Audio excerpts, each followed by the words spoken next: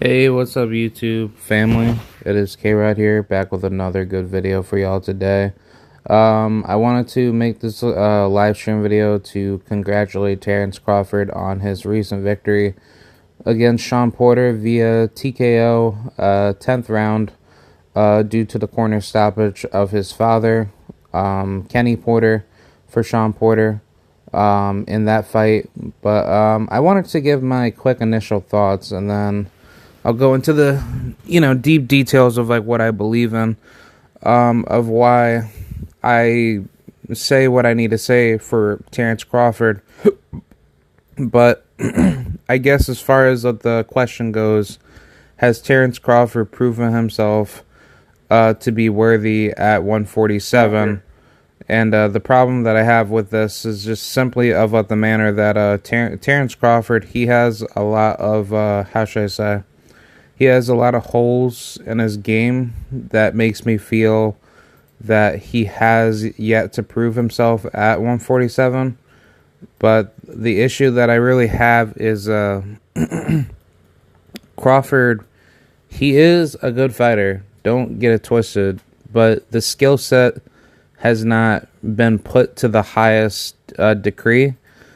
And, granted, Crawford, he knows how to, adjust to certain styles that give him the most issues. And I think Sean Porter really gave him the blueprint on how to beat Crawford, because Crawford had shown a lot of, flaws in his game that really made him look vulnerable to the top of the, totem pole at 147, because 147 is it's obviously the glamour division, but it's also the most deadliest division in boxing, where you run into the most deadliest killers, the most feared, the most relentless type of fighters that you can ever think of. And I think what Crawford has yet to show is that he needs to have that pure killer instinct in him to be in those situations of being in a war with guys like Errol Spence and maybe a guy like Keith Thurman or Danny Garcia, which obviously Danny Garcia, people would say, oh, he's not a name, but, he's still a name. He's still Danny Garcia. But it's like, what this fight has shown is that Terence Crawford, he has shown to be very, very vulnerable in his skills. It's like against Sean Porter.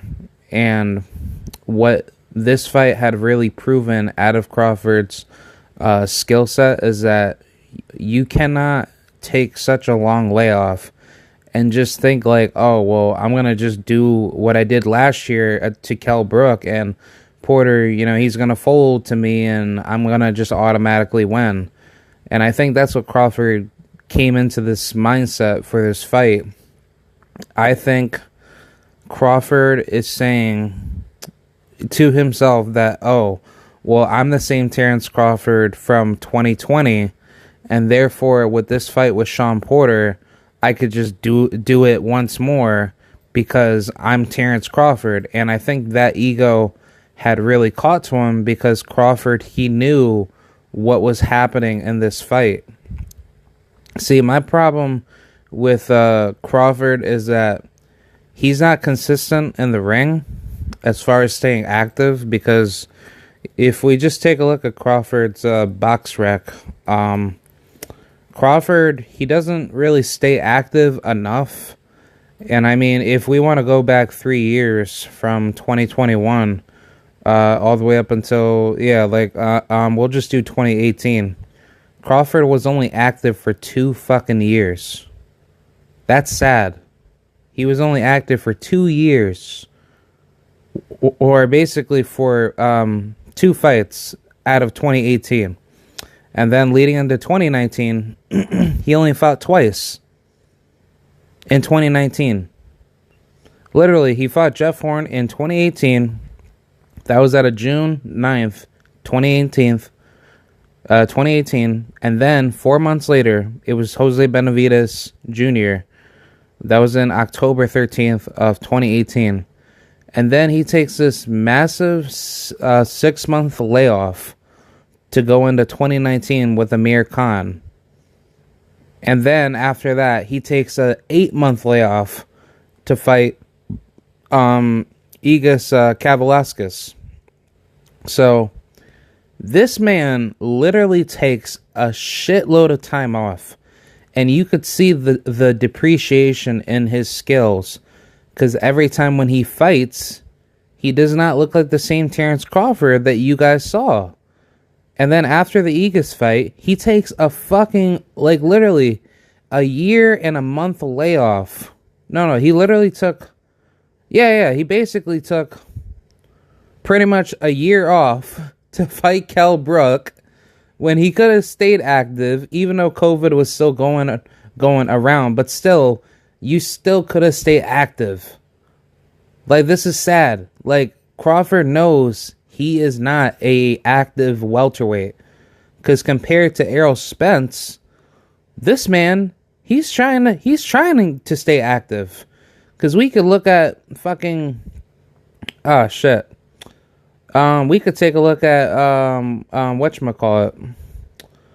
Well, actually, no, Errol Spence, he's been out the ring for quite a while too. But if we just take a look at 2018, yeah, he fought twice that year, and then he fought, twice in 2019 and once in 2020.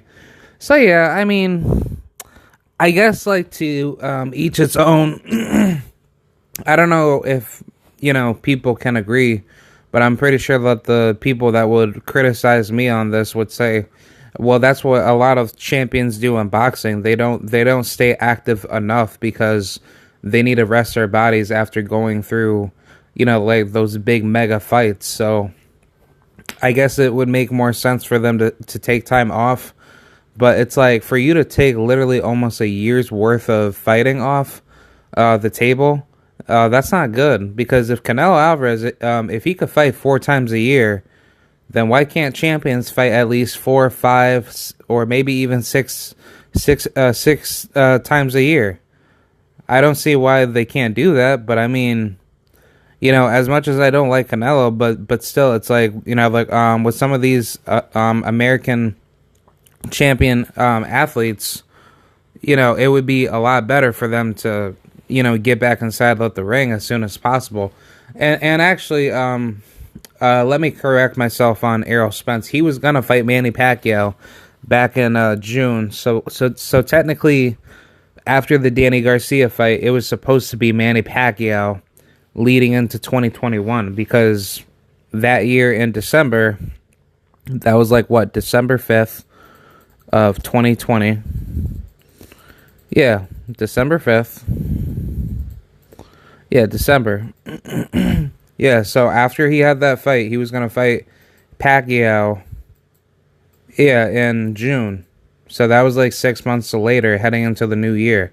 So yeah, so that's not Errol Spence's fault. That was obviously the eye injury, and Manny Pacquiao, he had to fight Ugas as a last minute replacement. So yeah, I don't blame Errol Spence. Errol Spence obviously had his physical injuries at that time, but theoretically he was supposed to be back in the ring within 6 months after the Danny Garcia victory. But to finish up this little live, has Terence Crawford proven himself at 147? I would say no, not yet, because you still have one more king left to defeat at 147.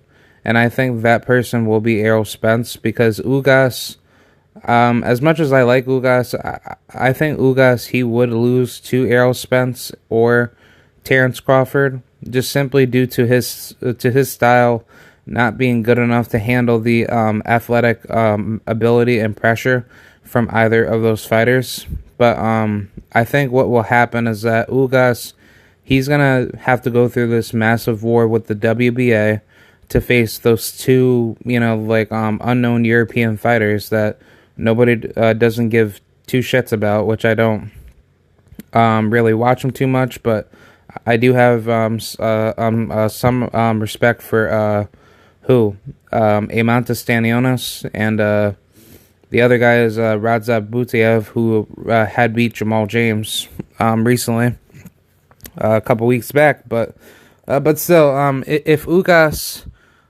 if he's successful against those two fighters, I would really hope that can lead to Undisputed pretty soon. But part of me kind of feels like that's not going to happen because Errol Spence, he's not going to want to wait. And I think what's going to happen is that when EJ, when he can't make 147 no more, he's going to have to just move up to 54 and challenge for Undisputed against the winner of Jamel Charlo and Brian Castano. To which I actually heard, obviously, just from like other YouTube channels, but word of the grapevine through the LDBC community. I think it was Smoke City Mobcast or LDub, but either way, shout out to either of you if you guys had talked about it. But there were certain talks that Jermell Charlo could be rematching Brian Castano in the coming months of possible February. So if that fight can be made, that will be the next step for 154 to move on for, title unification for Undisputed, because that obviously makes the most sense as far as getting the division cleaned up, and then whoever wins that, they can just either defend their belts or they can move up and weight. So I think that's good for the division if that's going to happen, and I would hope so, because Jermell Charlo, he's been out the ring since July, so I think it's better for him to be back in the ring as soon as possible, so that way you're not being so rusty on your skills and your iron's not being sharpened as much. But if he can get back with Brian Castano, and whoever wins that, they can either move up or vacate. Move up and vacate or defend their titles. By all means, do that, because I think what's going to happen is that, they're going to have to rematch each other anyway, and then Errol Spence or Terence Crawford, they'll probably make that decision to go up to 54, and I think EJ, he'll do way better at 54, but if he can't get his shit at 147, then he might as well just get his shit over at 154, and I'm not mad about that, because Errol Spence, he deserves everything to be undisputed. And as much as Undisputed is the biggest talks that everybody wants, the problem is the business, politics behind it. So I think it's going to be good. Hopefully, if we can get Undisputed for 147, I would hope that the WBA, they can just get these pathetic fights lined up, and then boom, just get everything finished, because Ugas, he ain't getting any younger, and same thing with EJ and Bud. Hopefully, if we could just get EJ and Bud, and EJ, he could just move up to whatchamacallit.